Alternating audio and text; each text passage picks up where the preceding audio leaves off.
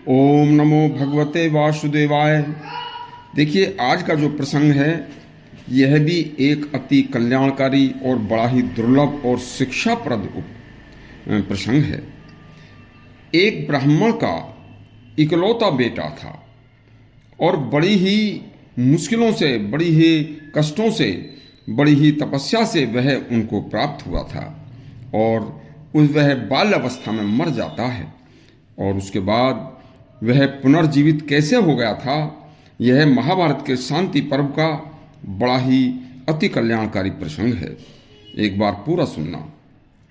युधिष्ठिर बोले, हे पितामह, क्या आपने कभी कोई ऐसा मनुष्य देखा है या सुना है कि जिसकी मृत्यु हो गई हो और वह मरने के बाद भी दोबारा जी उठा हो?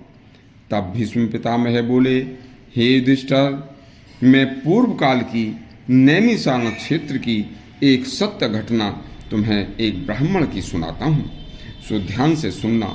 नैमिषारण्य में एक ब्राह्मण को बड़ी ही कठिनता और बड़ी ही तपस्या भक्ति के बाद एक सुंदर बेटा पैदा हुआ और वह सुंदर इकलौता बेटा बाल्यावस्था में ही मर गया। बस बच्चे के मर जाने पर ब्राह्मण व उसकी पत्नी मरे हुए अपने बेटे को अपनी छाती से उठाकर छोड़ नहीं रहे थे और भारी विलाप कर रहे थे। तभी बड़ी मुश्किल से वह बेचारे सगे संबंधियों के साथ शमशान में लेकर रोते बिलखते करुण विलाप करते हुए शमशान में बच्चे को लेकर गए।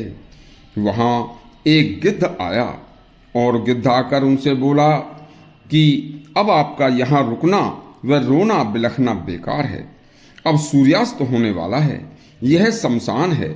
यहाँ इस जंगल में शमशान में चारों तरफ नर कंकाल हैं तथा गिद्ध व मांसाहारी पशु पक्षी व गीदड़ों की भरमार है।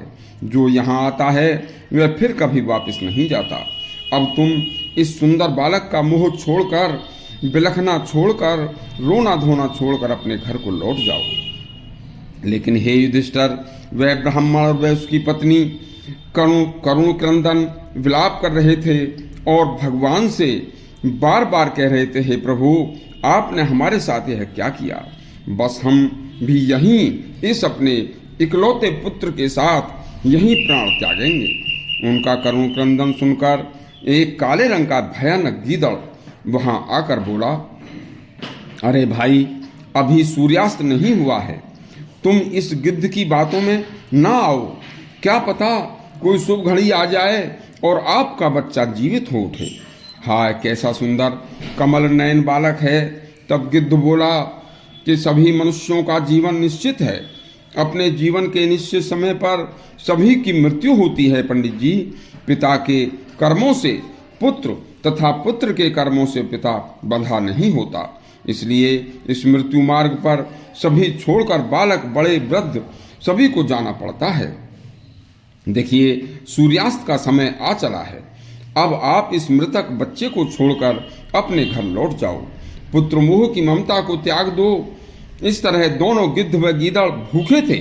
गिद्ध सूर्य के उजाले में भोजन करता है और गीदड़ रात्रि के अंधेरे में खाता है।